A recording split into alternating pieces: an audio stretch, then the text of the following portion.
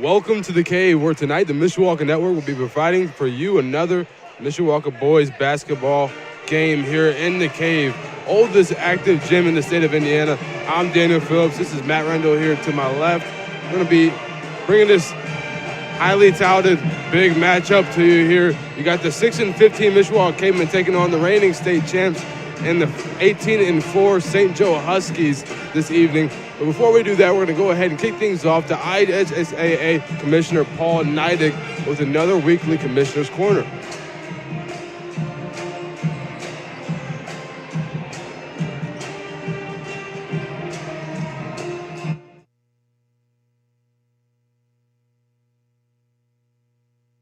It's time for the Commissioner's Corner, an exclusive weekly conversation about Indiana high school sports with the Commissioner of the IHSAA, Paul Neidig. Now for an up-to-the-minute report about what's happening in the constantly changing world of high school sports, here's Commissioner Paul Neidig. Hey, welcome into the Commissioner's Corner. It's our weekly conversation with the Commissioner of the IHSAA, Paul Neidig. I'm Brendan King. Paul, I feel like we say it every week, busy time of year because it is a busy time of year. And, of course, the wrestling mats are being traded out for the hardwood again at Gainbridge Fieldhouse. You just got wrapped up with the boys wrestling state finals at Gainbridge. Girls basketball comes up this weekend along with the boys swimming and diving state finals. So lots to talk about. Let's start with what we just got done with, and that was boys wrestling. How'd things go in downtown Indy last weekend? Well, I thought everything went great. You know, it's I call the wrestling tournament, and like others, but it's we have longtime fans that make a pilgrimage to Indianapolis to Gainbridge Fieldhouse, and they camp out for the weekend because it's 2 full days of wrestling, starting with last Friday with the knockout round, and then we go into the Saturday wrestling. But it's a great event, and the best wrestlers in the state of Indiana are I would say as good as anybody can be. They're contributing on a national stage. I know we talk about that a lot, but there's a kid in that grouping that's signed with Penn State, and there's multiple wrestlers that are going to wrestle at Purdue and IU and Indiana, and these kids are doing great things, and they're so dedicated to their craft. They're in that wrestling room early, often, and really trying to be the best they can be. And so that leads to a pretty good tournament. But, we also have some kids that's stepping up and playing or wrestling well from small schools that aren't necessarily as widely known in the big wrestling scene in the programs. Absolutely. And now, of course, the girls basketball state finals comes up this weekend, starts at 10:30 with Class A. Borden will take on Fremont, 12:45, and 2A Eastern Pekin battles Oak Hill. Then the break, doors will open again at 5 o'clock, and at 6 p.m., 3A takes stage, Roncalli versus Belmont, before the 8:15 finale in 4A, undefeated Center Grove against Norwell. So, Paul, can you just talk about the prep for this weekend and what's coming up, and fans interested in coming out, what can they do? Jane Schott does a phenomenal job running the girls basketball tournament, and she's prepped, and it really started in the office. It started last Sunday. I mean, we had a whole team in here on Sunday getting the program turned around and getting credential boards made and all the things that go along with the state championship and prep for the state finals meetings. And then all of our teams came to Indianapolis at Gainbridge Fieldhouse, started at 10 o'clock yesterday morning, and we go through just a whole bunch of different kinds of information. We have media day, and we interview the girls and the coaches and go over ticketing and all kinds of stuff. So that was yesterday. Tomorrow they come to Indianapolis for practice this week, and we have a really nice luncheon put on by the Downtown Kiwanis organization to be able to celebrate the girls and their accomplishments for the year. And then we'll go home, get ready on Saturday, probably come back to Indy on Friday and play on Saturday. So it's a full week, but boy, is it a lot of fun. And I really think the matchups are going to be phenomenal.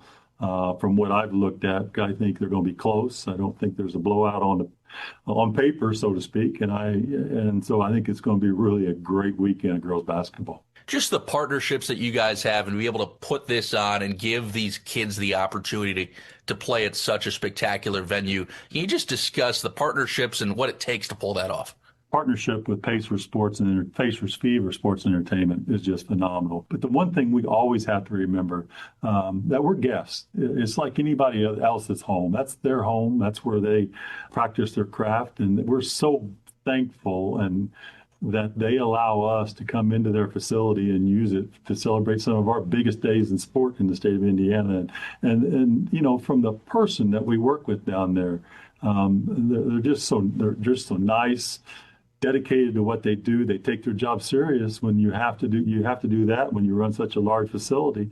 But we're just so blessed to be able to use these facilities in the state of Indiana. And I know it just becomes natural for us to be in these facilities, but it's not nationwide. Other states don't play in facilities like we do in Indiana.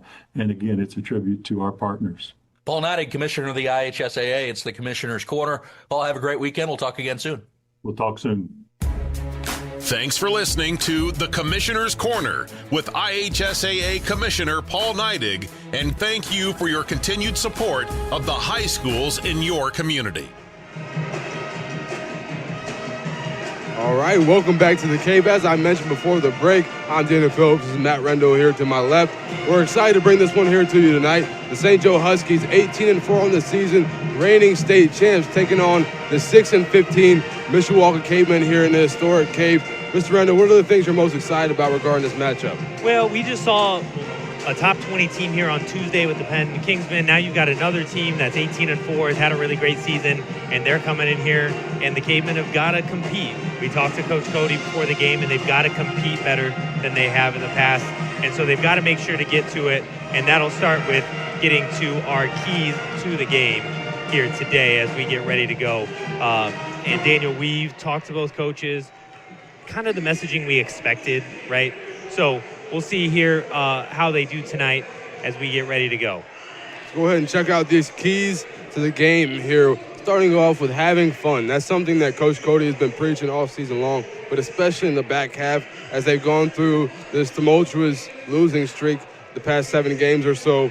Says just have fun. Go out there and enjoy the sport of basketball. It's a privilege to play this game. Make sure you show that when you're on the court, even if you're losing by however many points you're losing by. It doesn't matter who you're facing. Have fun playing. Well, and you're facing some D1 basketball players here, and that's what we'll get to next is those stars for St. Joe. I mean, they have so many of them. You talked about just playing a pickup game with a kid that's sitting the bench, and he's giving you all buckets out there too. So there's a lot of stars on this team. Elijah King, obviously the Nick Shrewsbury, but a lot of guys on this team are going to come out and make it difficult on the Cavemen. They have a lot of size, speed, scoring, and the Cavemen have just got to compete. 100%. A lot of stars on that St. Joe roster, just as the Penn roster. Moving on to composure. That's something we've talked about a lot again in the past couple of weeks. There have been instances where the Cavemen start to get themselves in foul trouble way too early and way too often. It's something that you want to avoid, especially when you're in those close games, and they've been in many of them, and they've ended up on the wrong side of most. So they can keep their composure, especially against a team like this. Maybe they have a chance to pull off an incredible upset.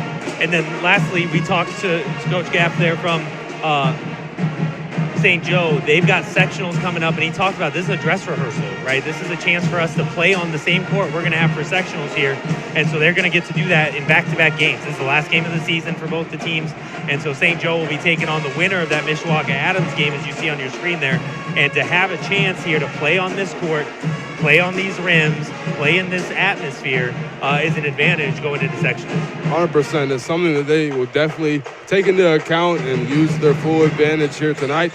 And just a quick thing about sectionals, Mishawaka Adams will be playing that first game there, game 1. That'll be on Tuesday, as that'll be the only game on Tuesday. Wednesday, you'll see Penn Michigan City, and then South Bend Riley LaPorte. We are approved to broadcast all 3 of those games, so make sure you tune in to the Mishawaka Network exclusively on IHSA TV. With that, you got players getting ready to go. Teams heading to benches. We got about 6:30 left here. We'll come back and make sure we get those starting lineups to you before Mr. DeWilkins does. Be right back with the Huskies taking on the Cavemen here in the Cave on the Mishawaka Network. Some see a high school football stadium. We see the one place where the whole community comes together. Proud to keep education in front of athletics since 1903.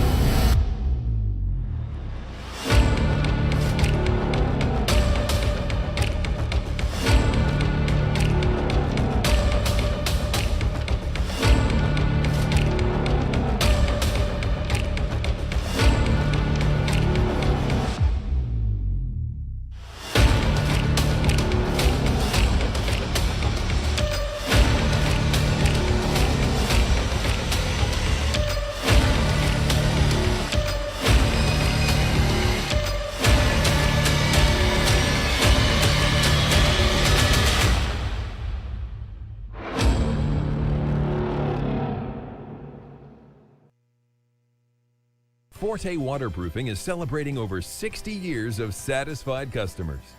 Experience, innovation,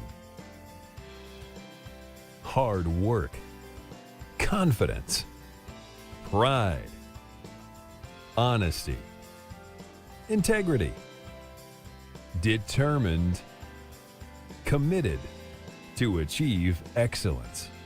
Fix it with Forte, fix it for good. Welcome back to Caveman Boys Basketball on the Mishawaka Network, where right now we're going to go ahead and shift our direction to some starting lineups here, starting off with the Mishawaka Cavemen, starting for them at the guard/forward position, number 13, senior Landon Johns, followed by number 22 at the guard/forward position, LaJordan Fowler, the premium starter, wears number 22, followed by the center, Xander Nelson. He wears number 44. Cam Putz, guard/forward, senior leader, wearing number 12. And rounding things out with the guard, strong, shorter guy, Amir Dean, wearing number 32. Somebody that apparently gives buckets to varsity guys in practice. Well, and we will, I will confirm, I did get a new picture of Amir Dean before the game. We will, for sectionals, have Amir Dean in a basketball jersey on our pregame lineups here, not football. So we will have that. But yeah, this is the starting lineup. You expected Colton Hanley, most likely done for the year. We saw Brayshawn Eccles warm up in uniform. He is now in sweats out there, so not playing tonight. A lot of size down, so you might see some JV guys get on the court with that size, whether it's Sims, Nasser Farhan, some of these guys that have gotten a few minutes on varsity, but you're down your two biggest post players if you're the Cavemen. No doubt. Moving on to St. Joe lineups. At small forward, we've got number 34, Penn Kingsman transfer Peyton Miamba, alongside Elijah King, also known as Wooga. He's a point guard for the St. Joe Huskies, wearing number 10. Notre Dame commit Nick Shrewsbury, wearing number 12. KJ Avery wearing 14 at the guard position, and rounding things out with the kicker for the St. Joe Huskies football team, number 24, Ryder Place. That's your St. Joe. Information right there, Daniel. That's right. Kicker, hey. And played a big role in a sectional win here against the Mishawaka game. Hey, look, when you call as many games, many different sports as we do, you remember those names. That's so right. Those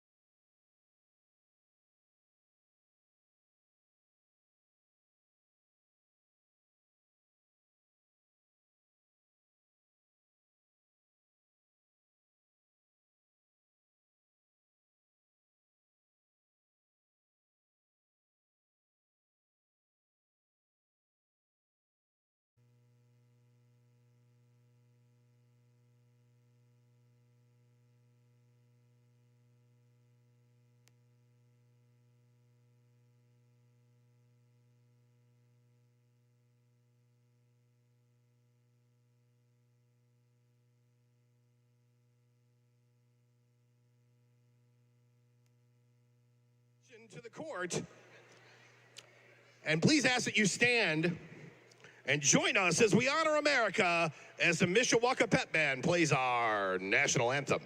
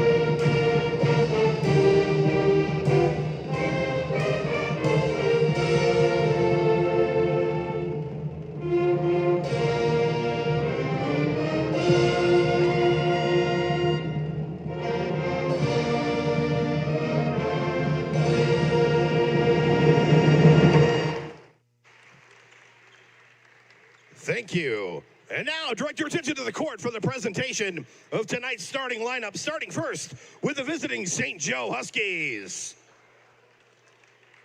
At guard, he's a junior, number 10, Elijah King.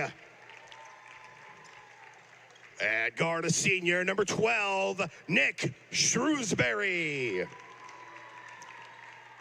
At guard, a senior, number 14, K.J. Avery. At guard, a senior, number 24, Ryder Place.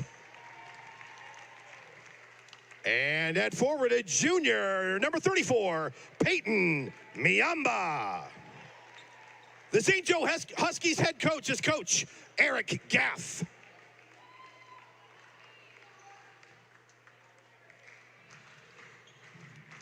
Caveman fans in the stands, get on your feet and make some noise as we proudly present to you the starting lineup for your Mishawaka Cavemen. At guard, he's a senior, number 12, Camden Putz. At forward, a senior, number 13, Landon Johns. At forward, he's a sophomore, number 22, Jordan Fowler. At guard, he's a sophomore, number 32, Amir Dean. And at center, he's a junior, number 44, Xander Nelson. The Caveman head coach is Coach William Cody.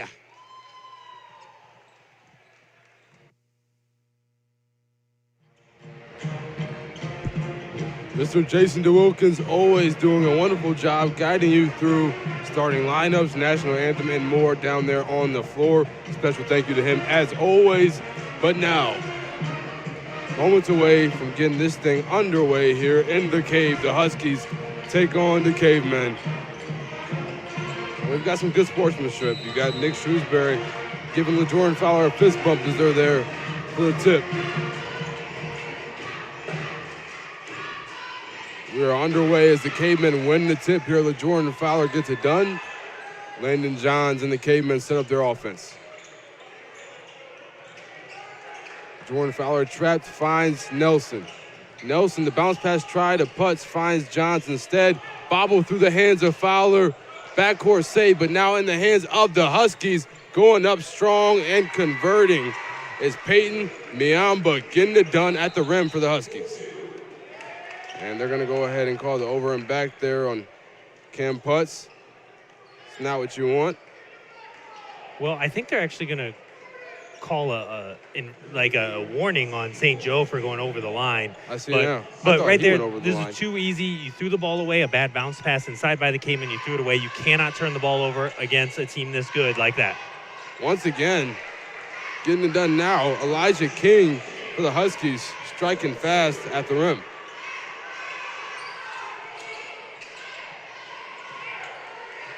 Quick pass inside, try for Fowler.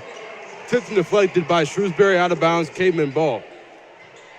It's a good thing you called that misrun. I truly thought Putz stepped over the line. Maybe the referee caught part of his foot crossing. Still results in a Husky point, and that try, no good by Johns.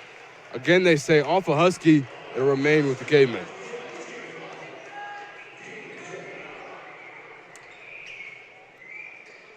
One thing we talked about a lot going into that Penn game on Tuesday, the Cavemen turning over the ball less. It's something that they do quite often. It's been... Well, yeah, it's true. And the inbound pass has been a big problem as he definitely traveled there.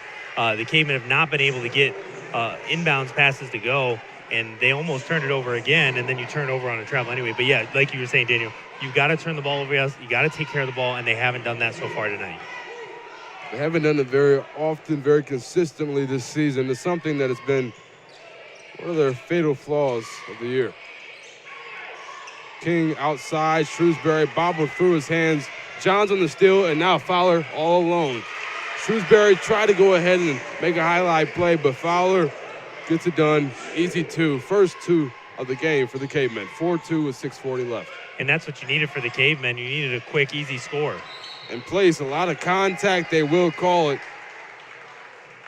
Ryder Place, even though he was a very good kicker for the St. Joe Huskies on the football field, I think he would argue that he's an even better basketball player.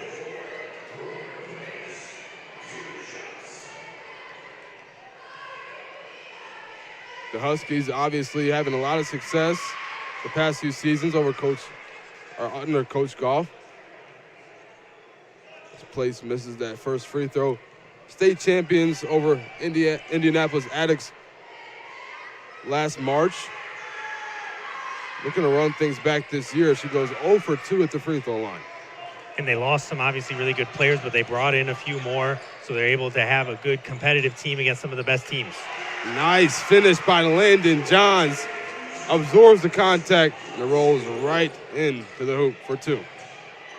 Miamba going in strong, pickpocketed there by Fowler. Now the Cavemen have an opportunity to go up here. Inside Fowler, turnaround jump shot, that one bobbles in and out. Yeah, but that's the shot you want. He's open, a fadeaway jumper is his kind of big thing. Shrewsbury misses a big layup. The Notre Dame commit at an easy 2 points. Just right there, rolls off the front rim. And they got to get it over. They will call the 10. 10-second violation on the Cavemen there. Landon Johns got caught in that trap. Nothing he can do here as we got this replay on your screen for you. This is just a great drive here by Landon Johns and kind of uses his body to hold off the defender. But right there was a couple problems with that ball bringing up the court. You got it halfway up the backcourt, and then you're getting trapped, and you start going backwards, and nobody's coming to the ball. So you got to try to move that forward, and you get your teammates to come back to you. Shrewsbury inbound. It's Miamba. Inside Shrewsbury, and he's definitely fouled there. Easy call for the officials. They'll call that on number 12, none other than Camden Putz. Yeah, and this is where you don't want to get into a fouling game. There's still 5:47 left in the first quarter. 2 fouls already on the Cavemen, and you want to make sure to stay out of foul trouble. Place inbound, Miamba. Place over to Shrewsbury, and that one is tipped. Dean on the fast break. The Cavemen will look to slow it down. Tipped, stolen, place. Finishes on the other end. And just again, inexcusable for the Cavemen. You can't throw lazy passes across the court, especially against a team that's as talented as this one. Putz for 3, all net for the senior. What a bounce back for the Cavemen there. Nice response. Place, one of his own. No good on that try.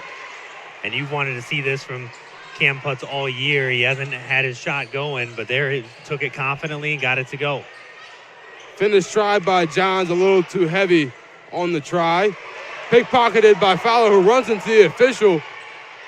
Maybe he should have called the foul there because it resulted in a missed shot going back the other way. Well, and he looks like he might be shaken up a little bit after running into the official.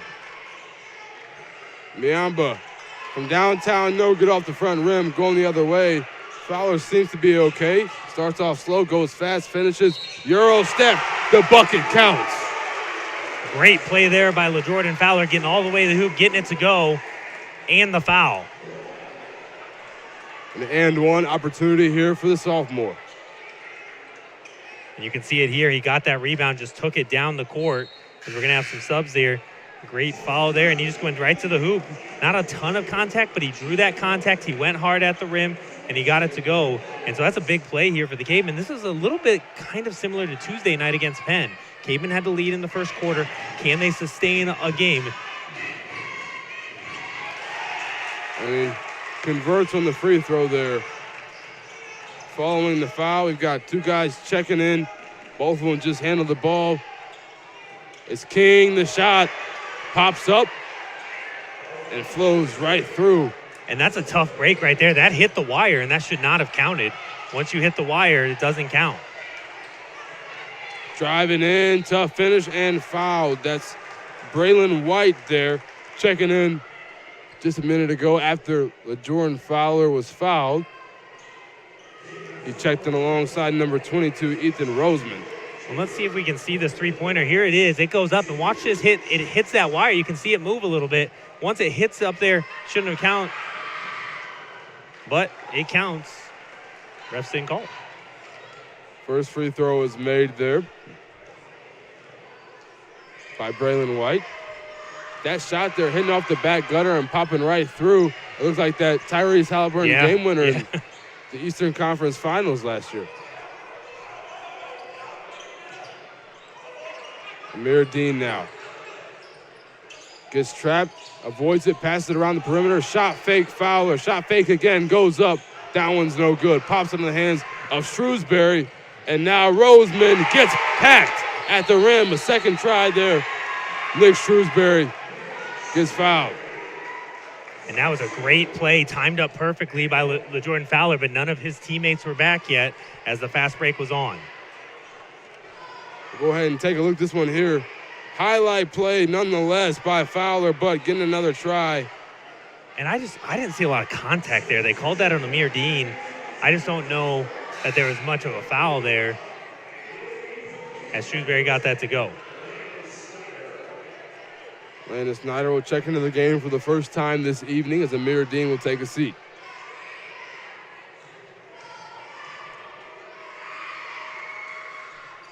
Shrewsbury is good on the free throw, and that's an and one. Nicely converted by number 12. Snyder dishes it over to Putz. Got to get it across half court. Don't want another 10-second. Launches it over. It's deflected. Still haven't crossed half court. Now they have. Nelson in a rush to get it to somebody. Tries to find Putz. Slips right through his fingers. And out of bounds, Huskies ball. And this is where you were up 9-6. Yeah, the three-pointer didn't go your way, but now it's 13-10. You're losing. And if you're the Cavemen, you've got to be strong with the ball. Okay, they're coming to trap you. You're Xander Nelson. You're a big body. You can be strong with that ball. Hold it for an extra second over half court and get a good look. Driving in, King. Can't finish at the rim. White trying to get another opportunity, and that one hits a hand, hits a foot, goes out of bounds. Caveman ball. And Coach Cody talked about this too. The biggest problem they're going to have is the press. St. Joe running that press. As you see, it just goes off Miamba's foot out of bounds. And this is the press. The Cavemen have turned it over twice against this press already. They've got to make good passes. Putz, jump stop, takes a three. 2 for 2, no. Now going the other way for the Huskies. Roseman dishes it over to Shrewsbury.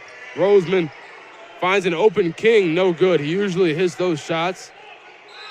Miamba tries to bail him out and gets tied up with Nelson. A jump ball is called. It'll stick with the Huskies. And King missed that, but you cannot leave somebody that good wide open for three. And then Caveman got bailed out a little bit. A jump ball called there from the one side, that's good. Xander Nelson have wrapped up from the back, and that's what Coach Goff's saying over there. Like, hey, you got to call that a foul on the wraparound.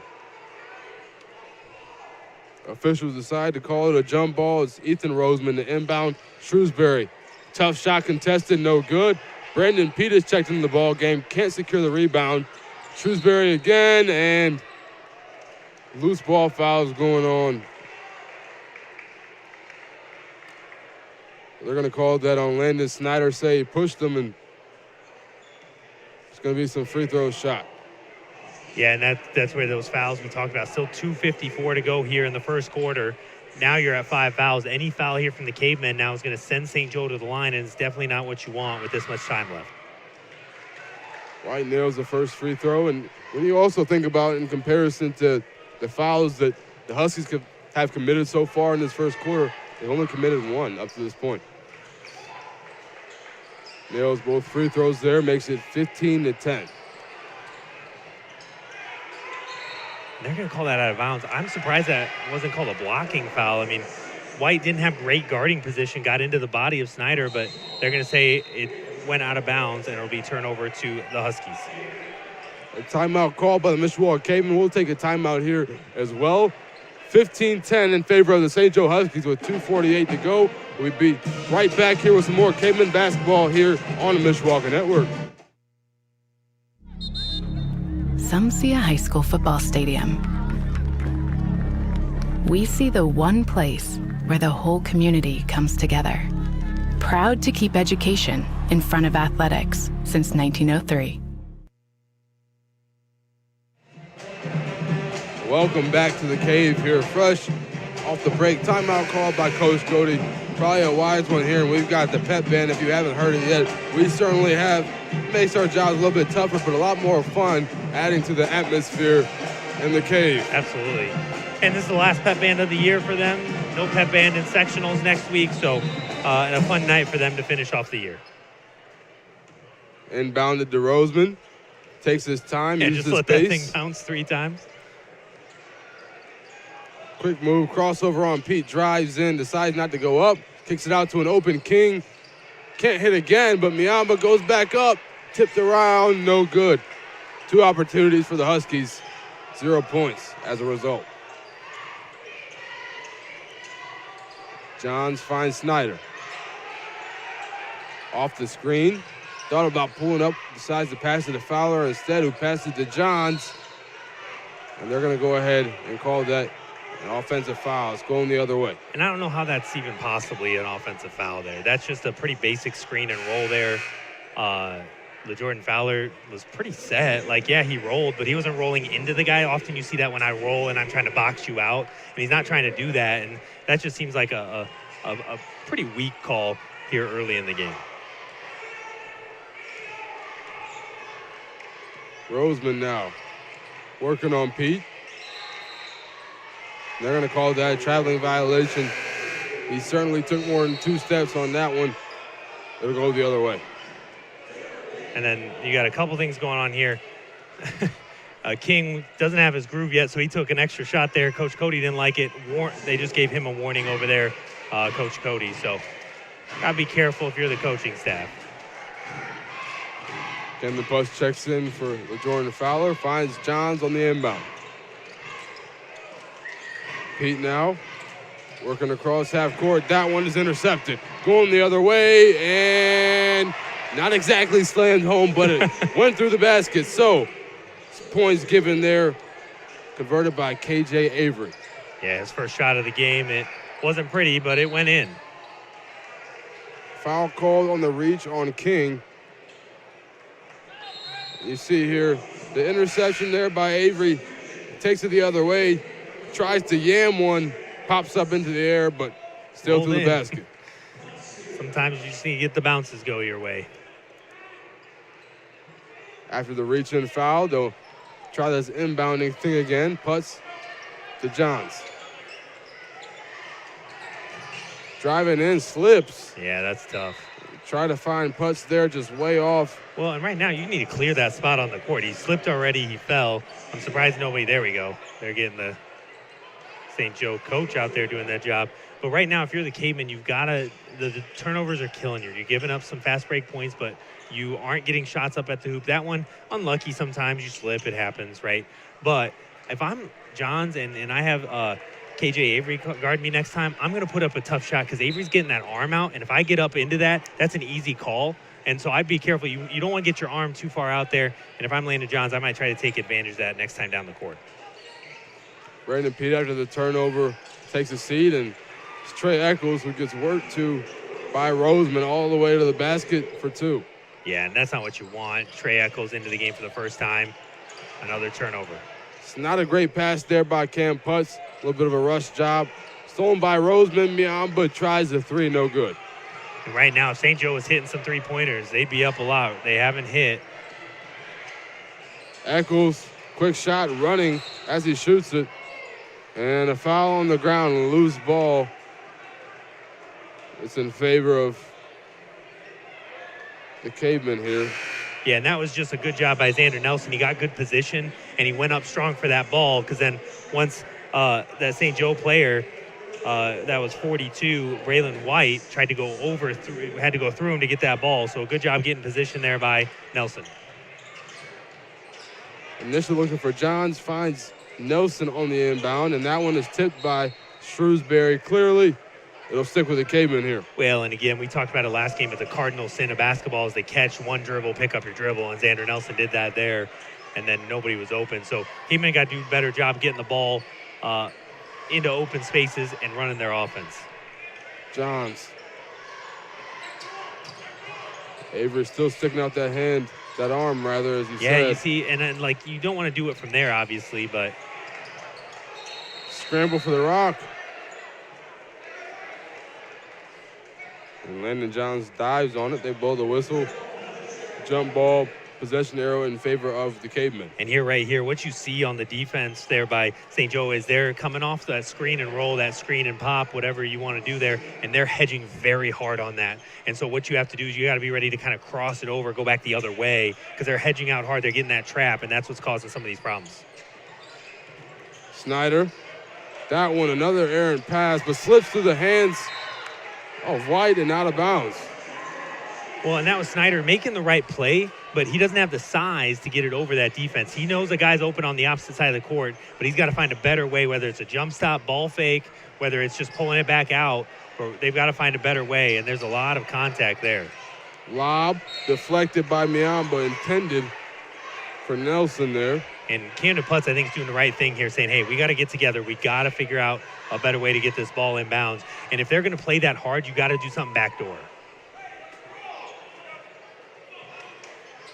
On the inbound again, they've had a lot of trouble here. They inbounded safely to Eccles. He's trapped. That one's stolen out of the air by Place. Nice pass. White finishes on the other end, extends their lead now to 11 with 15 left in the first. Snyder, head full of steam. Nice pass over to Nelson. Finishes through the contact. And that's what you got to do against this aggressive defense. Get the ball up the court. Make sure you're hitting your open guys and getting the shot to go. Place hits a buzzer beater from the left wing. Right away to end the quarter there. Number 24, all net, extends their lead to 12 to end things here. And you see that clock counting down, and this is a St. Joe team that's very experienced. They know what to do.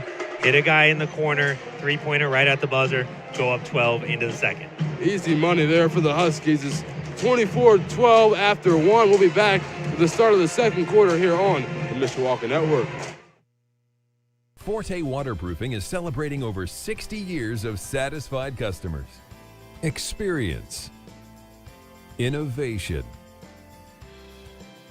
hard work, confidence, pride, honesty, integrity, determined, committed to achieve excellence.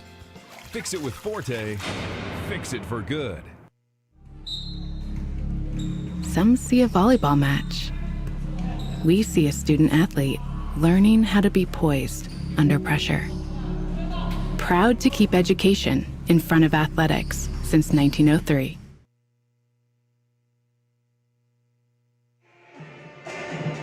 Welcome back to the Cave, where we'll start the second quarter of this matchup between the Huskies and the home Cavemen. And right now, if you're a Caveman fan, if you're the Caveman coaches, scoring 12 points in the first quarter is probably a good sign. Hey, we've gotten on the board. You know, we're on pace for about 50 points. That's pretty good for this Mishawaka team, but you're on pace to give up over 80, and that's what you can't do. And a lot of that's on turnovers, breakaways, layups, open shots, and you've got to handle the ball. The pressure is killing the Cavemen right now, and they got to find a way to kind of get over that hump. Elijah King lined up to inbound it for St. Joe. Big part of that run by St. Joe to get this 12-point lead was with Amir Dean and Jordan Fowler on the bench. Both now on the court as Elijah King will get, no, they won't say a foul, they'll say a jump ball. And it's in favor of the Cavemen, so it'll go the other way. Yeah, I mean, it's a pretty tough call from we can't see that, but I mean, Xander Nelson for sure got that ball. He might have reached over a little bit, but they called that jump ball earlier, but the Cavemen have got to figure out a better way to get the ball inbounded. Amir Dean in trouble. Stripped away from him, they'll call a foul beforehand. And King goes up and dunks it just for good measure. Coach Cody still does not like it.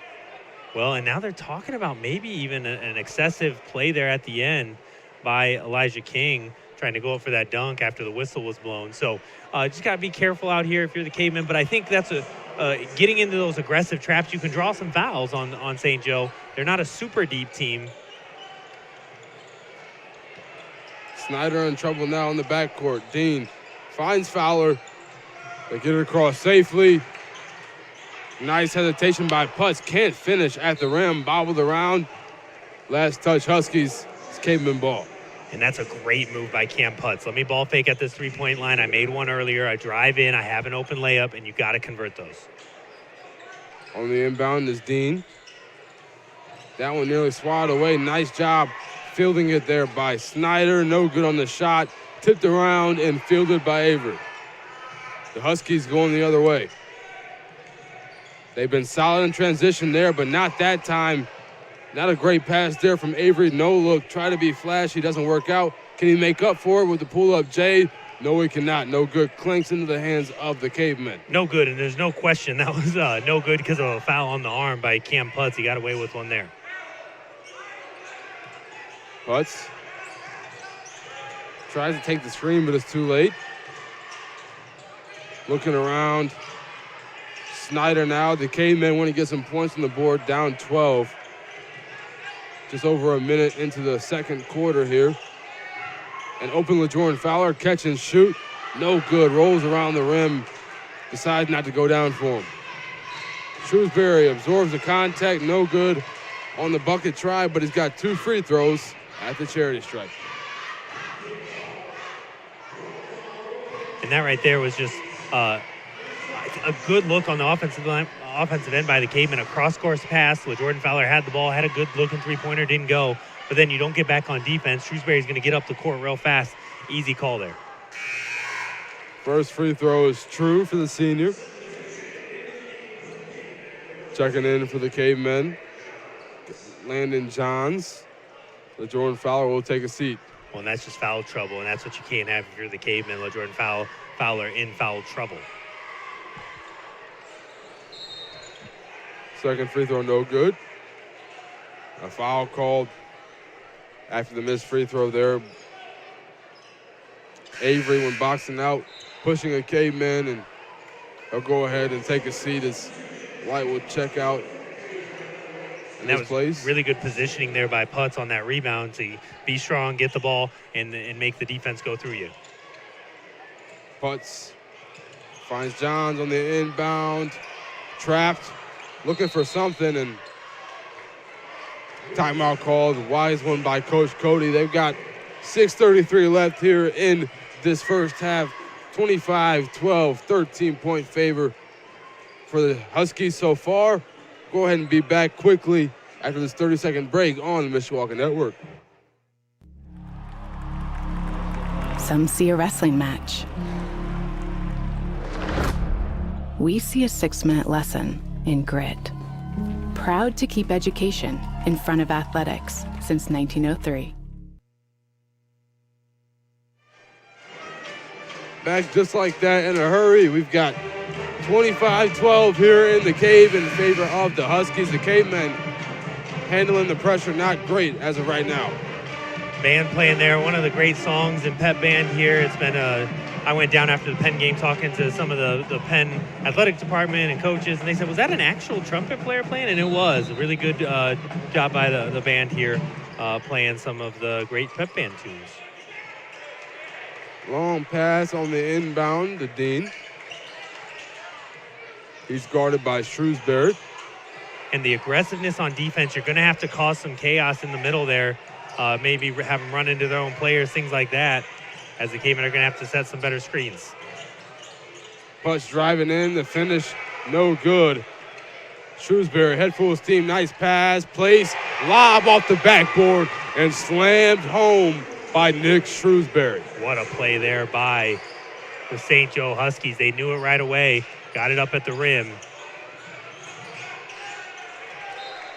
Drive and try there by Landon Johns, just poked out of bounds. It'll stick with him here. And this is court, end of the court to end of the court as it's passed up right off the backboard. Shrewsbury goes up, slams it home. How about that? Nick Shrewsbury orchestrating a nice coast-to-coast slam. That one's poked out of bounds. They say it'll stick with Mishawaka. The benching coach of the Huskies don't enjoy that call very much as Xander Nelson will take a seat and Brandon Pete will check in. Yeah, and it was tipped out of his hands. Could have hit him on the leg. Refs call it. St. Joe bench right there didn't like that call. Putz off the inbound finds Dean. Floater in stride, no good. And that's a good look again. A good job by Putz getting it to Dean. Putz had a really good game orchestrating offense. They just haven't got things to go. Ryder Place. Green light from 3 at all times. Nails it left corner. And yeah, Mishawaka's going to have to burn another timeout. They're not getting the ball in, and the Cavemen will have to regroup. 29-12. As of right now, the Cavemen trail by 17. A lot of work to do with 5:31 left in the first half. We'll be right back here. Cavemen boys basketball on the Mishawaka Network. Come and visit the Mishawaka Historical Museum and make sure to check out all of their different exhibits, such as their industries and businesses, church and faith, historic landmarks, military heritage, school, and their famous Mishawakans exhibit, including some of our very own Caveman alumni, as well as a working model train set and a brand new exhibit, Treasures from our collection. Located at 121 South Main Street, doors are open every Tuesday, Friday, and Saturday from 10 a.m. to 4 p.m. each day. $5 for entry for adults, $3 for students, and kids under 5 enter for free. Some see a volleyball match. We see a student athlete learning how to be poised under pressure.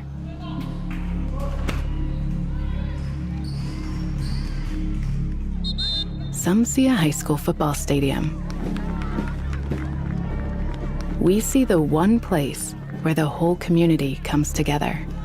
Proud to keep education in front of athletics since 1903.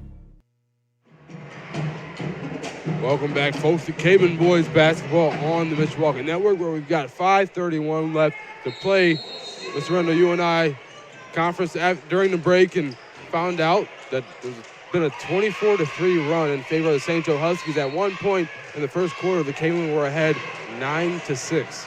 Yeah, it's been a tough slate here. They got off to, almost similar to what happened Tuesday against Penn. Now, it didn't get it this out of hand this early, but you were up early, you let it get away from you, and then after halftime it really started snowballing. But good steal over there by the Cavemen. But St. Joe's really had a balanced attack. Their leading scorer only has 8 points. Everybody else has kind of contributed in some way on the offensive end. Nice pump fake there by Snyder, draws the foul. He'll shoot 2 free throws. Those are the easy calls right there. Those are where you ball fake guys into you, and the coaching staff for St. Joe all kind of hung their head at the same time. You got a big size advantage if you're Braylon White there, and there's no need to kind of fall for that ball fake, but a great job by Snyder getting him up in the air. First free throw is good. The junior Landon Snyder, not only the starting quarterback for Mishawaka Caveman football team, but also going to be a Mishawaka golfer this spring. Is he? That's right. That's breaking news to me. Nails both free throws. As the Caveman calls here, cuts down the St. Joe lead to 16 now. Shrewsbury's no good on that try. Snyder, breakaway, spins. That one's knocked out of his hands by King. Still on the go here. The Cavemen looking around for an opportunity. Johns finds a deep 3, no good. Looking for something here to stop the Huskies. The Cavemen can't do it as Nick Shrewsbury nails one from deep. That was probably the best press break the Cavemen have had all night right there. Nicely done. Amir Dean, true from the left wing as King is open, fires, and scores. And it's just something you can't do. You saw me point at it. You saw it coming up the court. You've got to be guarding players, especially the best players on the other team. Snyder, athletic snag, and goes up at the rim. No foul called, a jump ball instead. Possession arrow in favor of the Huskies. And that was maybe could have been called a foul, but here's this three-pointer by Dean. He just did a good job. One dribble into the shot. He's open. When you're open, you got to take shots. And then there's a different mentality nowadays than it used to be, because in the old days, that would have been a bad shot. But nowadays, you want to take those open shots. He was open, took the three-pointer, got it to go. After the dead ball, Avery checks in for place. Roseman also in the ball game as that shot's no good by the Huskies. And Caveman running a 1-3-1 zone there on that last possession, something we've seen this Caveman team run very rarely. Dean over to Pete. The senior getting some more playing time these past few games. Oh, boy. Looked like he got away with a little travel there. Dean off the handoff. Finds Snyder looking around. Pump fakes. Finds Johns. One dribble. Pulls it. No good. Nice offensive rebound by Putz, and the Cavemen continue. Johns, another try. A little strong. Called bank there. It'll do. Counts the same way either way. What a pass. It just wasn't handled. Pete adds a steal to his stat line here tonight. Finds Snyder, who nails it. The baseline. Jay is good. This has been a good little run by the Cavemen, but nobody's guarding Nick Shrewsbury in the corner. No good on that try for Shrewsbury. It's usually a gimme for him in the corner. Pete finds Johns. Trying to ride the hot hand after the bank shot a few possessions ago. No good on that try. King wide open. That three's no good. Avery. And they'll say Shrewsbury was out of bounds when he caught it. It's Caveman basketball with 2:25 left to play in this first half. This is a great play here by Pete finding Snyder wide open. And Snyder says, hey, I'm open. I'm going to take it. And that's what the Cavemen done here the last few minutes. Yes, they've only cut the lead down to 14, but it's been a much better effort. They've broken the press a lot better. See if they can do it again. Johns finds Putz. Back to Johns. I got to get it past half court, and they do. Yeah, just barely. Pete, the three. That one is true. The senior coming off the bench, getting the steal and the three. Why not? Well, and what those three-pointers do, it lets you get back on defense. Doesn't matter there. Shrewsbury makes up for the corner miss on the other side, makes it on the left. 3 points for the Huskies here as the Cavemen looking to try to get some things going as they have been able to the past few minutes. Dean guarded by Shrewsbury.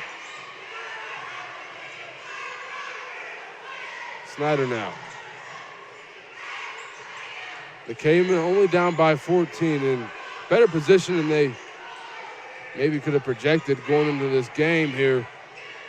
Let's see if they can continue. It's Camden Putz. Makes a tough layup there at the rim. And a charging foul called. Avery ducks the shoulder a little too low. They say that's Caveman basketball in the offensive foul. And this was a really good move. We haven't seen Camden Putz, also Landon Snyder, have kind of had their minutes cut a little bit this year from last year. They played a lot of minutes last year, but today they've had to play because of Colton Hanley being out, because of Brayshawn Eccles being out, and they both have really taken advantage here today. As you can see this charge here. And really, you know how I feel about charges, Daniel.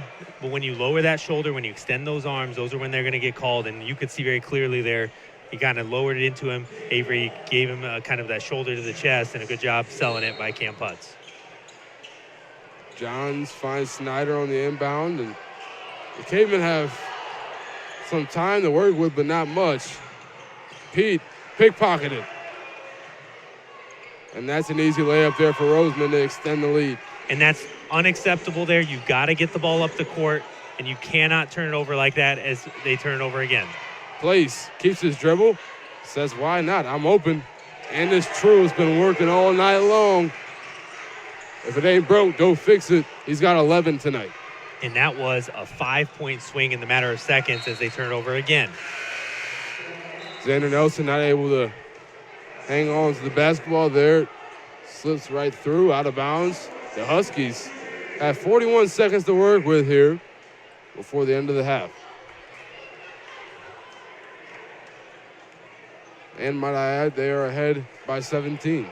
Well, and no shot clock. We actually talked about this today in class. Shot clock could be something in the near future for Indiana high school basketball. Shrewsbury tries on the alley-oop. No good on the layup try either. Miamba can't get it to go. Shrewsbury again, no good. Miamba this time gets fouled on this second try. And we see here, that's that steal, yeah. And that's just too easy. I cannot dribble right in front of me with a guy in front of me. Like that's where, and Roseman kind of was hurt for a lot of this year, came back early, been a big boost from off the bench, and he's just that senior kind of leadership, and he just feels it gets easy too. Yeah, but no good on the free throw. He's got one more to work with here to extend their lead to 18 with a little over 17 seconds left. As that one pops out, tipped, handled well by Johns. Pulls up on place and hits it. Roseman finds place. Hot streak snapped. Shrewsbury gets it back, lobs it up. That was close. No good off the front rim. And that's how it'll end after one half.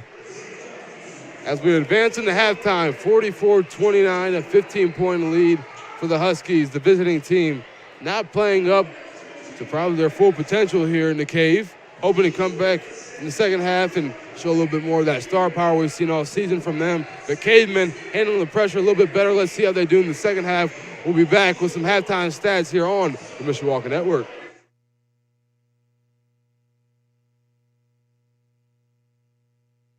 Forte Waterproofing is celebrating over 60 years of satisfied customers. Experience, innovation, hard work, confidence, pride, honesty, integrity, determined, committed to achieve excellence. Fix it with Forte, fix it for good. It's time for the Commissioner's Corner, an exclusive weekly conversation about Indiana high school sports with the Commissioner of the IHSAA, Paul Neidig. Now for an up-to-the-minute report about what's happening in the constantly changing world of high school sports, here's Commissioner Paul Neidig. Hey, welcome into the Commissioner's Corner. It's our weekly conversation with the Commissioner of the IHSAA, Paul Neidig.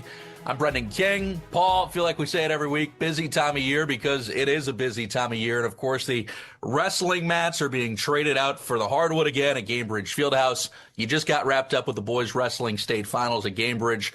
Girls basketball comes up this weekend along with the boys swimming and diving state finals. So lots to talk about. Let's start with what we just got done with, and that was boys wrestling. How'd things go in downtown Indy last weekend?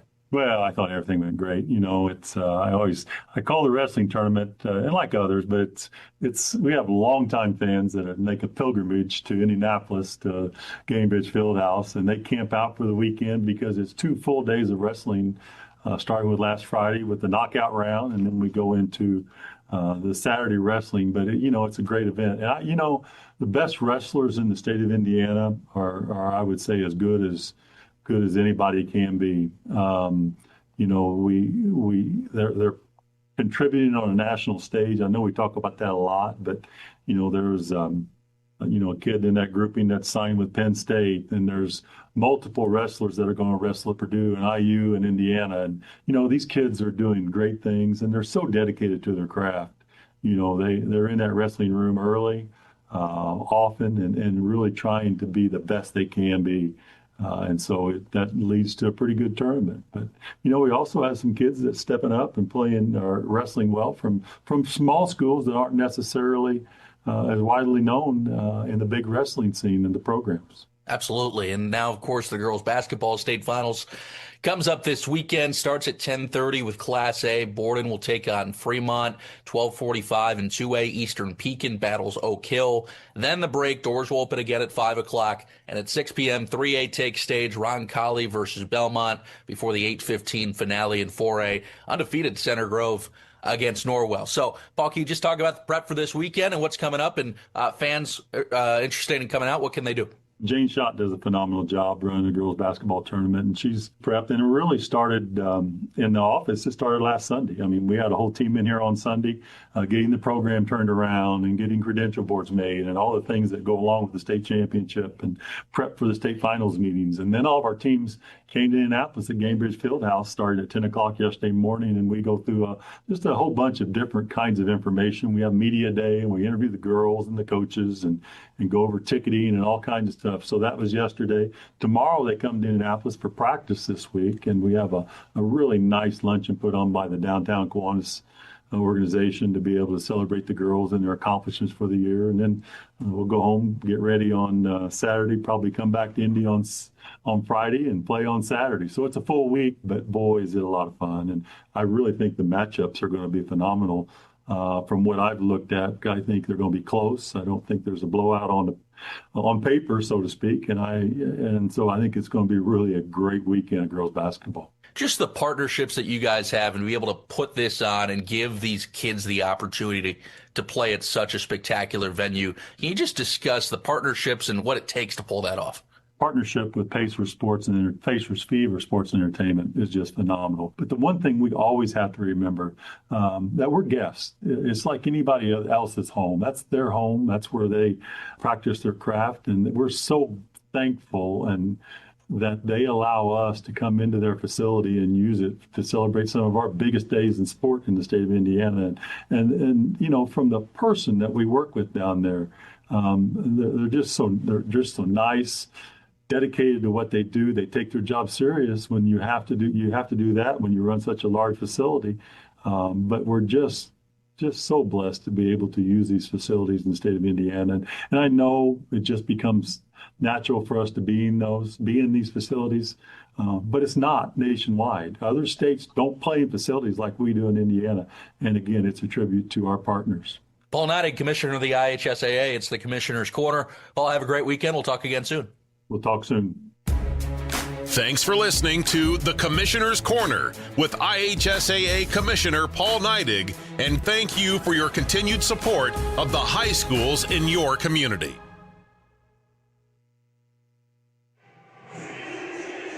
Welcome back to the Cave here. Mishawaka High School boys basketball. You just heard Commissioner of the IHSAA there talking about different things going on. Your boys basketball sectionals coming up starting next week, but the girls basketball sectional or state finals is coming up tomorrow. You'll see a lot of teams in there. 4 state finals starting at 10:30 as Borden will take on Fremont in the 1A. In the 2A, you'll have Oak Hill taking on Eastern. In the 3A, Roncalli against Belmont. And then in the 4A, a big one, Norwell 25-4 against the undefeated Center Grove Trojans. As you will see those tomorrow on IHSA TV. Make sure to tune in and check out the girls basketball state finals. There was big girls basketball up here. The 2 big NLC teams, Northridge and Warsaw, played an unbelievable classic in a sectional final. But Warsaw got upset in that by Northridge. Northridge made a good run. But no local teams down there at the girls' state finals. You will also have state swimming for the boys coming up. None of the Mishawaka swimmers were able to make it to that. I have always contested that the boys and girls swim state finals, hardest to get to.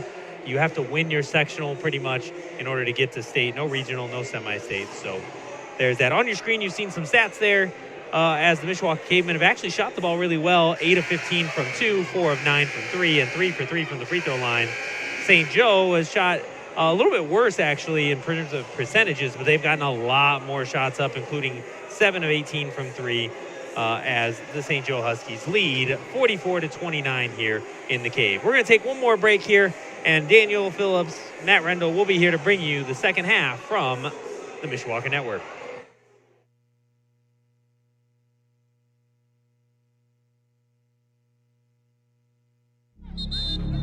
Some see a high school football stadium. We see the one place where the whole community comes together. Proud to keep education in front of athletics since 1903.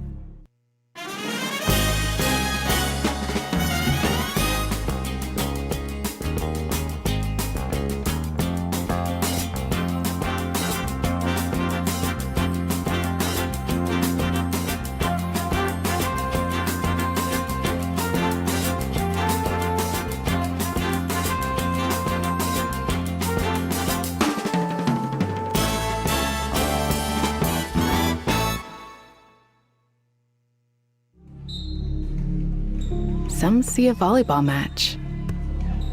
We see a student athlete learning how to be poised under pressure.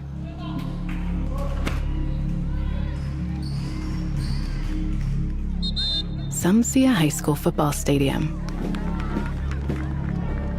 We see the one place where the whole community comes together. Proud to keep education in front of athletics since 1903. Come and visit the Mishawaka Historical Museum and make sure to check out all of their different exhibits, such as their industries and businesses, church and faith, historic landmarks, military heritage, school, and their famous Mishawakans exhibit, including some of our very own caveman alumni, as well as a working model train set and a brand new exhibit, Treasures from our collection. Located at 121 South Main Street, doors are open every Tuesday, Friday, and Saturday from 10 a.m. to 4 p.m. each day. $5 for entry for adults, $3 for students, and kids under 5 enter for free. Welcome back to the Cave. We're about a little over 30 seconds away from getting back to the action here. The second half, just a few moments away. We were talking there at halftime, Daniel, about some of the state finals. You got the girls' state finals tomorrow. You also have the boys' swimming state finals today and tomorrow. And the kind of powerhouse swimming team, the boys' Carmel team, trying to go for their 12th straight state title, but they do not compare in the least to probably what we've talked about might be the greatest dynasty in all of American sports, which is the Carmel girls swim team. This year won their 40th straight state title. It's pretty insane. It's tough to do anything twice, but to do it 40 times in a row, it's about 3 generations worth of state championships. It's a pretty big deal. Back to basketball here in the Cave, and that one is out of bounds. Last tip by the Huskies. Yeah, and the Cavemen have got to make sure they keep control of the ball there as turnovers killed them in the first half. Big shout out my mom watching from Kansas City. She said she had to get us some numbers, so thanks for tuning in tonight. Thank you very much, Mrs. Rendell. That's very kind of you. Scramble for the rock again, and Shrewsbury hops on it. It's going the other way. They say that's Huskies ball. Well, the Cavemen got away with one here. Amir Dean touched that ball out of bounds, but then kind of scramble. Both guys went on the floor. Nelson helped him up afterwards. Good sportsmanship there, but Cavemen have got to keep control of the ball. They cannot turn it over as they're going to try a third new defense here in this 2-3 zone. King, this is it over to Place, now over to Shrewsbury. Place, back to Shrewsbury. Got space, uses it well. Nails from deep, and now an 18-point margin between these two.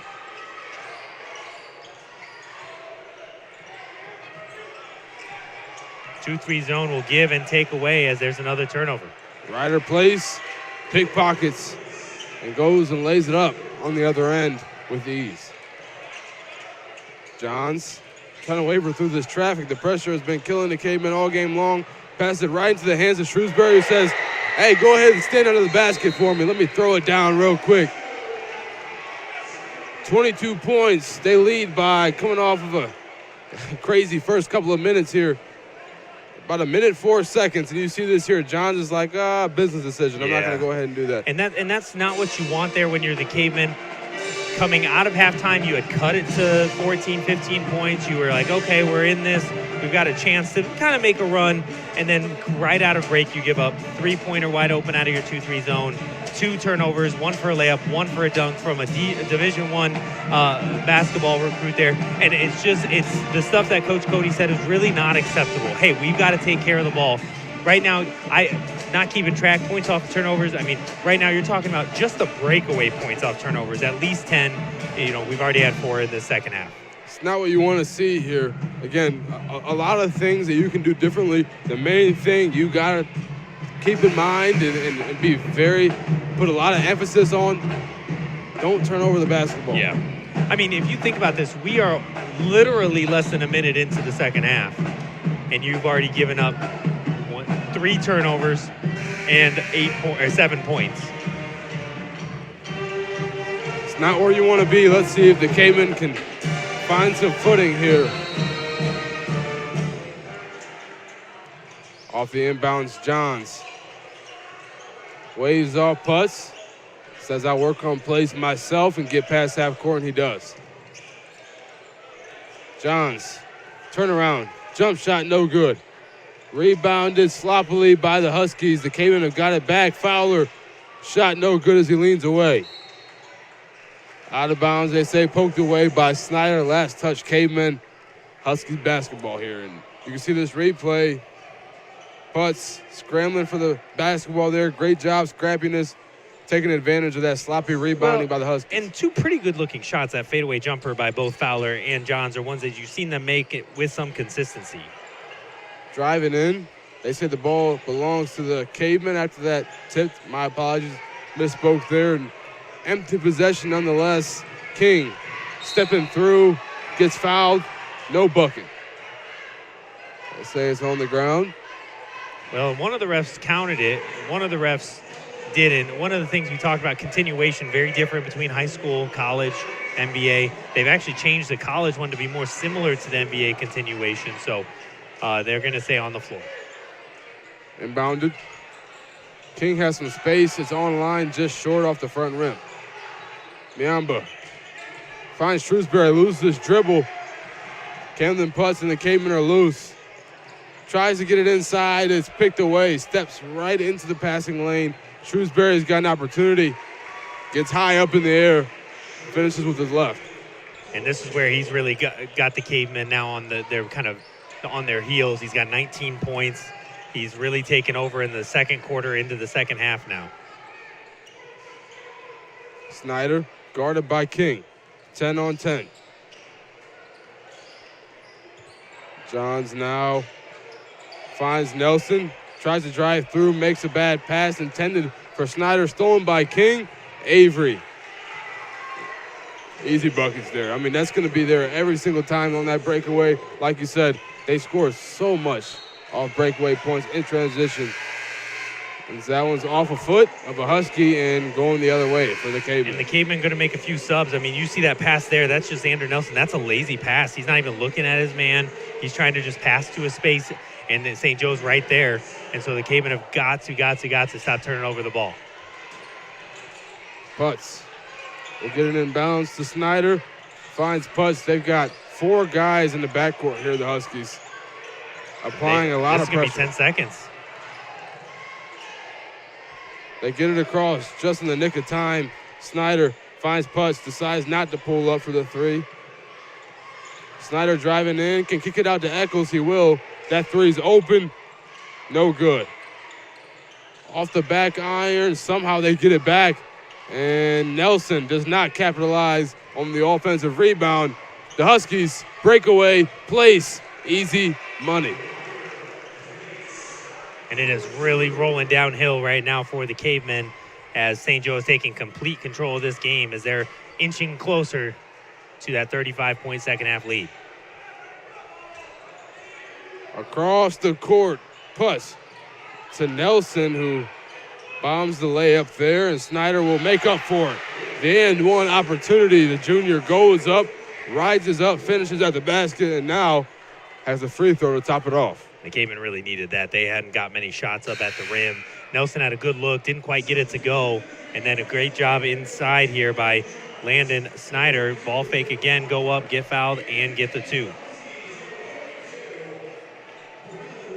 Checking in for Cam Putz, to Jordan Fowler and Braylon White, as well as LeBraylon Booker checking in here for the Huskies. One thing the Cavemen have done really well today that they haven't recently is shoot free throws. 4 for 4 on this game. They just haven't got to the line very much. So Braylon Booker there thought he was in trouble, tries to make a pass and hits off a Caveman and out of bounds off his body. He thought maybe he touched it before it went out of bounds. He didn't, according to the official. And White, a lot of contact there from Johns. No foul called. It'll stick with the Huskies nonetheless. Yeah, he did a good job kind of contorting his body a little bit and to get the block. I think it was a good play by White, but good job by Johns not fouling. King pulls up in the face of Eccles. Can't nail it. Yeah, really good rebound there by Amir Dean going up high, securing that strong. Johns thought he had space, decides not to take the shot, and a reach-in foul called there by Elijah King, or on Elijah King, I should say. Right now, the Cavemen, they've gone down big here in the third quarter. They went in at halftime hoping to make a run, and St. Joe has done that to the Cavemen. But right now, they've gotten the basket to go. They've got the ball back. If they can make something happen, cut into the lead. Fowler in stride, no good on that try either. Jordan Fowler, pretty quiet tonight. 5 points, 4 fouls as King pulls up and hits that 3 for the Huskies. And that's just something you can't defend if you're the Cavemen. You don't have the size to defend guards that big and strong, and especially Elijah King, who gets that jump shot high in the air. Fowler will dish it over to Eccles. The 3 is no good. Tossed around. Fowler gets another opportunity. Capitalizes off the glass as the Cavemen cut down the Huskies' lead to 26. King no good on that try to extend their lead there. No look pass. Eccles. Snyder. Yes, It will fall. That thing went around the world twice and it ended up going. That's a good touch there for the Cavemen 3-point shooter. Catch and shoot. King, no good. Can't respond. And they'll call that loose ball foul on White. It's Caveman ball. Some subs coming in here for the Huskies. It's Gus Petrulis checking in. Braylon White will take a seat. Hadn't seen him here tonight, but you got the name right. Daniel on the call there. There we go. It's a tough name. Snyder got space, pulls up. They call the travel. Took too many steps there. And honestly, I think it's the right move. I think he saw it. They broke the press. He had to open, but he picked up his dribble, and then he shuffled his feet, getting into that three-pointer, and that's a tough one because if you can pick up that dribble, try to get that three-pointer up, you could have cut the lead to 20.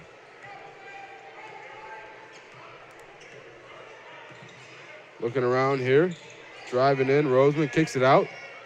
That's King. Still can't hit from 3 there. I believe he's missed 2 in a row.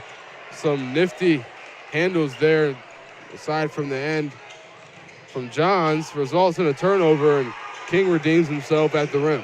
And there's just no way for Trey Eccles to guard that right there. Trey Eccles, just the freshman. He's young, but he's really small out there compared to somebody like Elijah King. Nice pass to the corner now, Eccles. Working around, tough finish, gets fouled, he'll shoot 2 free throws.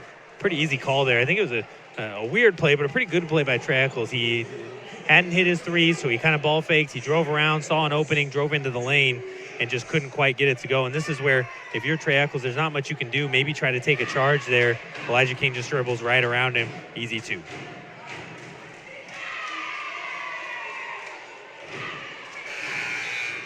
Not sure if you can hear the St. Joe cheerleaders. Yeah, they're into it. There's only 10 of them, and only 9 are standing up. They're pretty loud. Well, and then in the stands, you don't often see the cheerleaders in the bleachers, but that helps them get that sound. Lane violation there. Moving a little too fast. Eccles, he knew it was going in, got antsy.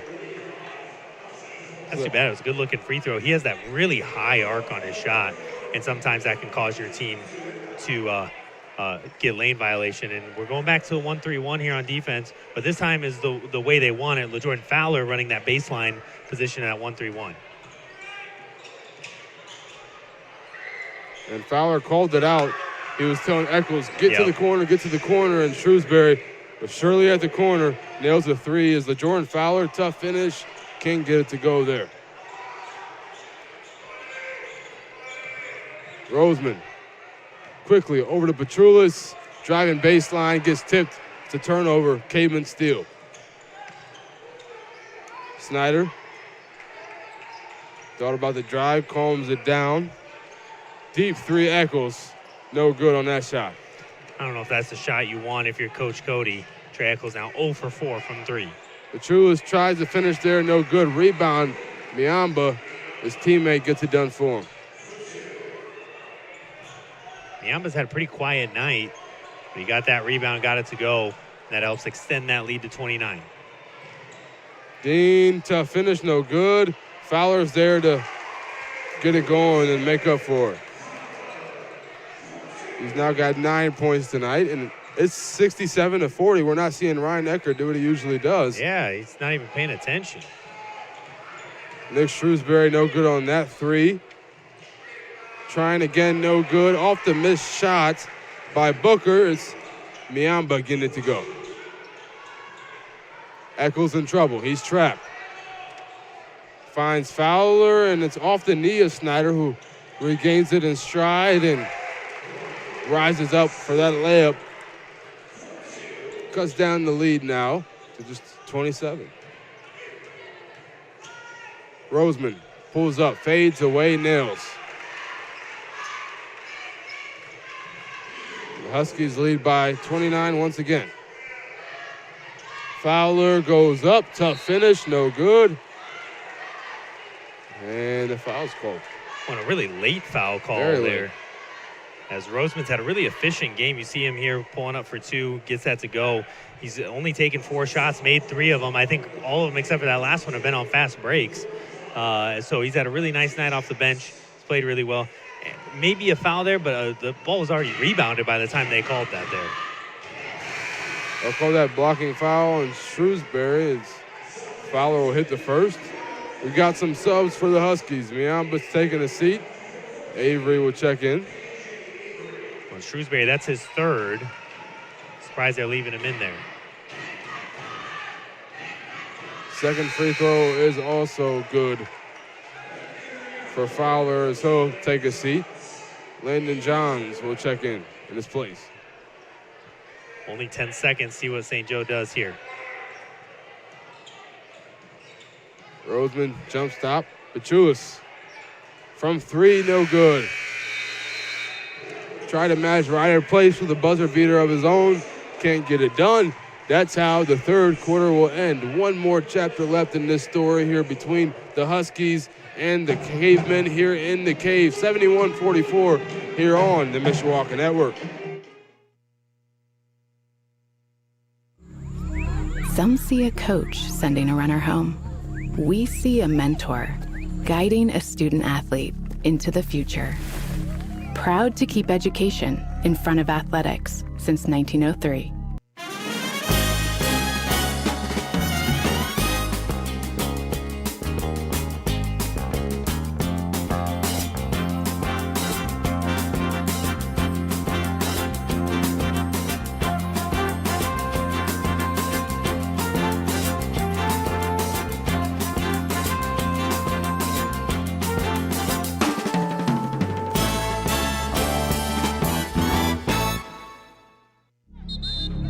Some see a high school football stadium.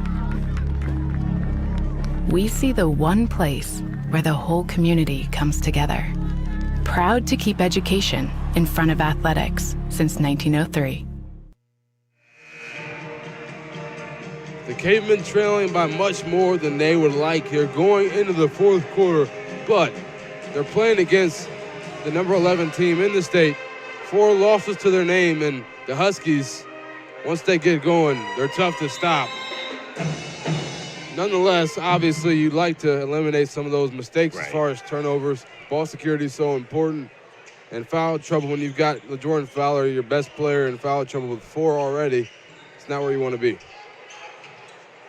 Avery, open in the corner, no good from 3. Ryder Place gets the rebound. Shrewsbury tries this time.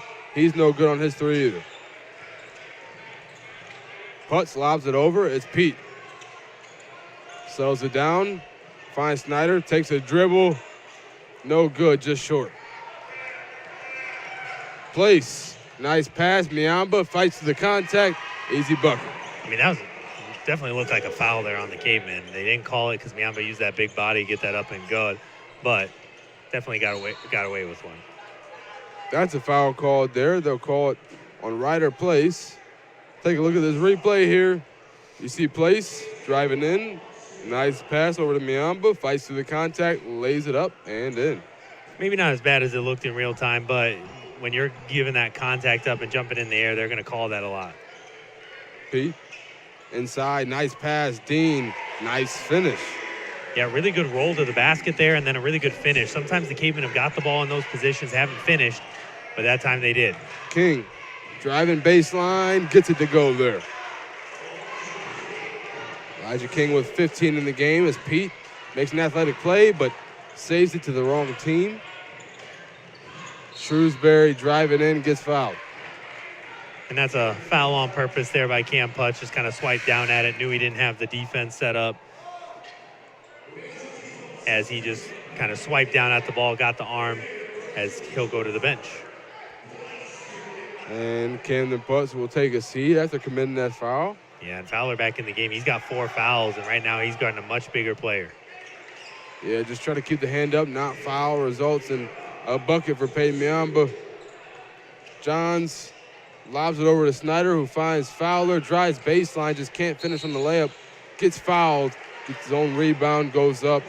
Now he's going to the charity stripe. And Fowler's got that speed. You saw him blow right by Miamba, but once he got there, he lost the ball in midair. I think he scores that if he doesn't. He did a good job using the hoop as a defender. Right now, you're seeing the big difference between somebody like LaJordan Fowler and somebody like Miamba. Peyton Miamba is size. They're about the same height, but LaJordan he's got to put on some of that weight, get that muscle up so he can finish some of those at the rim. First free throw is good for Fowler. You know, and I'm noticing something every single game that we call in the Cave, Mr. Randall. The Cavemen are scoring points. They're getting buckets at certain times, but they're allowing so many points game in and game out, and they're making too many mistakes. Now, usually you lose a game, you make a little bit more mistakes than the team that beat you, your opponent, as LaJordan hits that second free throw, but they're making a lot more mistakes than their opponent. It's Shrewsbury no good there. And there it is. Even you take into account Nick Shrewsbury, Elijah King, some of these guys on the Huskies roster, they haven't been making shots that they usually make. They haven't been going on those streaks. Well, but you just talked about making mistakes, and then we just throw it through the legs of a guard right there. And Shrewsbury will nail that one just inside the free throw line. Fowler, nice pass. Even better finish again by Dean. Amir Dean having himself a decent night, 7 points. We've got a full timeout here in the Cave, 79-48. We've got the Huskies leading by 31 here in the Cave. We'll be back with some more Caveman boys basketball on the Mishawaka Network. Come and visit the Mishawaka Historical Museum and make sure to check out all of their different exhibits, such as their industries and businesses, church and faith, historic landmarks, military heritage, school, and their famous Mishawakans exhibit, including some of our very own Caveman alumni, as well as a working model train set and a brand new exhibit, Treasures from our collection. Located at 121 South Main Street, doors are open every Tuesday, Friday, and Saturday from 10 a.m. to 4 p.m. each day. $5 for entry for adults, $3 for students, and kids under 5 enter for free. Sectionals will be taking place here, the sectional 3 to be specific, will be taking place here in this very gym just about a week. Tuesday will be the first game as the Mishawaka Cavemen, who you're watching tonight, will take on the South Bend Adams Eagles. We've also got 2 other games. Will be the quarterfinals here. We've got it back on the screen for you. Penn will take on Michigan City, and Riley will take on the Slicers from the Port. And in St. Joe, you're also seeing play tonight. We'll have the bye, and we'll play the winner of that Mishawaka Adams game. Make sure to tune in again. We'll be calling all those quarterfinal games indefinitely, but exclusively on IHSA TV, IHSAATV.org. Yeah, right there, Roseman trying to throw an alley-oop behind the 2-3 zone of the Cavemen, and Elijah King kind of made a decision there. I can't get up and get that ball. Try to fit it into Fowler. It's another turnover here. King can't quite finish there on the other end. Pete running for his life for the ball. Nice finish. The senior, Brandon Petey, gets it done. King will slow it down here. We've got guys open all over the floor. White was open in that wing corner area, and Avery goes up. He gets fouled. Yeah, they're going to call White for that foul, but he didn't need to commit that foul. I mean, right now you're talking about guys running open, you just said it, all over the floor. And so the Cavemen have got to get their defense a little bit set. It's one of the problems with playing multiple defenses. When you start in man-to-man, you go to a 1-3-1, you go to 2-3, you go back to 1-3. I mean, you don't have that consistency, and the Cavemen aren't really good at any of those defenses here tonight. Looking around, Johns, shot no good. Avery, White all alone. Yams it. Broke free, had all the space and time in the world, and just throws down a nice one-hander. Well, what you're seeing a lot of is those breakaways, and right now the Cavemen just aren't leaking out on defense like they need to. When you're that last line of defense, you got to get back, and there's going to be another turnover. Elijah King gets one for himself. Something you don't see a lot in high school basketball. Back-to-back dunks by St. Joe, and they are putting on a highlight show right now. The Cavemen got to take care of the ball. Do something. Take away this momentum. Snyder no good on that one as White secures the rebound. Roseman thought about throwing that football pass, but they just need 2 more points to get that running clock, and I'm sure that's what they're trying to do here. King. Avery back to King. Takes the 3. Got some contact from Pete. And cross-court pass intercepted again by White. Nice fake, nice tip. Avery finishes at the rim. And we got a timeout called by St. Joe, but some subs as well. Yeah, what he said was a timeout, and Coach Gav over there said, hey, just run with it. We're not even going to meet. We're just getting in some subs. Gotcha. And this is why. He said, hey, we got the 35-point lead. We'll put in some subs. Keep it moving. Yeah. Fair enough.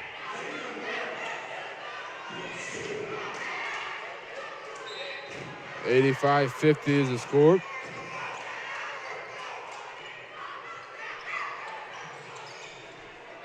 Just as a reminder, when a team leads by 35 or more in high school basketball, running clock takes effect. But only in the second half, right? Only in the second half, yes. Putz drives in. Nice finish there by number 12. Is now Pachulis. The layup is good as he drives baseline. Finishes strong. And we're up and down here. Cam Bunt's had a really good game. He's had a couple tough games here at home. Today he's really gotten to the hoop. He made a 3-pointer. He's played really hard on defense. So I think he's had a really nice game bouncing back from some of those games he hasn't got a lot of minutes. Snyder, nice move, drives in. And call for the reach is White. Well, and Snyder's had a really nice game, too. He's made some shots. He's made some good decisions. The turnovers are what have killed the Cavemen here tonight. And then the second part of that is the Cavemen are missing Colton Hanley. He's done for the year, is what they're saying, is back. He tried to go on Tuesday. Didn't really make it happen like he could have. And then the second part of that is Brayshawn Eccles. They're hoping that they can get him back for sectionals. It'll be kind of game time decision. Correction on that foul call. That's Mr. Gallagher. It's Connor Gallagher, number 32. Got some JV players coming into the game now, along with Trey Eccles. That's right. Got some fans just walking by the bench there. Yeah, not sure exactly what's happening there, but we got guys checking in, guys checking out. A shoe Swover is in the game. The clock has been running this whole time. Yeah. Nasser Farhan's in the game. Jalen Sims. Nasser Farhan looking around, finds Fowler. Fowler lobs it up and over to Sims, and that one's tipped around. They say last touch. It's a decent look. You had the size advantage. Sims had sealed his man, but great job on defense just tipping that ball up as you got kind of JV players on both sides. Trey Eccles in the game as well. Driving in, that one he's fouled on. Gets up, it's Booker driving to the rim, gets fouled, taken out of the air. They'll call that on Sims. Big milestone moment for number 45, his first varsity foul. Hopefully not too many more. That first free throw is no good.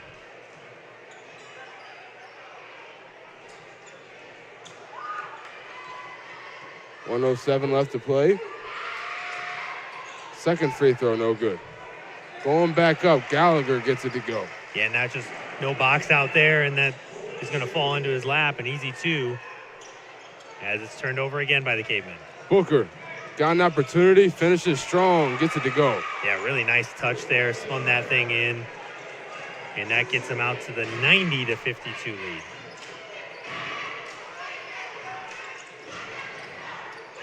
Fawn tried to find Swoverlin there and just a little behind. Yeah, not exactly what you wanted there. You see this great drive here by Booker on that last bucket. Well, since I got an opportunity, last time Mashu was in the game, he went back and looked around and tried to see if we said anything about him. You did say that him and Nasser are known for kind of flying around like chickens with their head cut off. They give a lot of energy and heart. Absolutely. Just want to give a shout out to Ashu.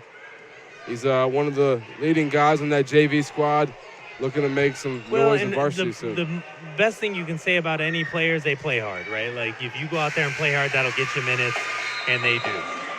There's one thing about him, never a lack of effort with him or Nasser. So shout out to them. And with that, the ball game wraps up. When it's all said and done, it's 91-52 a final score. The Cavemen get beat at home by 39, the number 11 team in the state. The season finale, regular season finale for both squads here. The Huskies finished at 19-4 on the season. The Cavemen finished at 6-16 on the season. That's just a wrap here in the Cave. Closing comments as far as how the game went and sectional previews. Well, we talked, last week, Daniel, you and I, also just in class a little bit. We knew this week from the very start of the year was going to be a really tough one for the Cavemen. Didn't matter how well you played in the year, you knew you were going up against Penn, you knew you were going up to St. Joe. And once you have those teams on your schedule at the end of the year, you know you have to play your best basketball, and the Cavemen did not do that here tonight. No, they did not. There's a lot of things that went wrong, and the main thing that we've been talking about all season long, especially in the past few weeks, ball security. Got to make sure you try to control those turnovers the best you can. But with that, 91-52 here, a little bit of a blowout. Well, the Huskies. Daniel, sorry to interrupt you. Usually when you play your last regular season home game, it's your last time at home, and that's not the case here tonight. The Cavemen have one more chance to get another win, and if you win, you get to play again. Now, if you win, you got to play the St. Joe team again, but you want to keep playing, and if you can come in here Tuesday, play against a team you competed with in South Bend Adams. That was on the road. I wasn't there. You weren't there. But we talked to Brian Miller, who was there, and if you are the Cavemen, you were tied in that game going into the fourth quarter, and so you had a chance to try to make something happen there to get it to go. Yeah, it just doesn't happen there. The Cavemen on quite the nasty losing streak here. Their last win was against Trinity Greenlawn High School a little over 2 months ago. So it's been a little bit since they've gotten a win here. Hopefully they can get that done Tuesday against the South Bend Adams Eagles for the first round of sectionals. Make sure to tune in once again. Mishawaka Network will be broadcasting it exclusively on IHSAATV.org. With that, a good night from our crew and myself and Mr. Randall here. Mishawaka Network, Cavemen Boys Basketball, thank you for joining us. Have a wonderful night.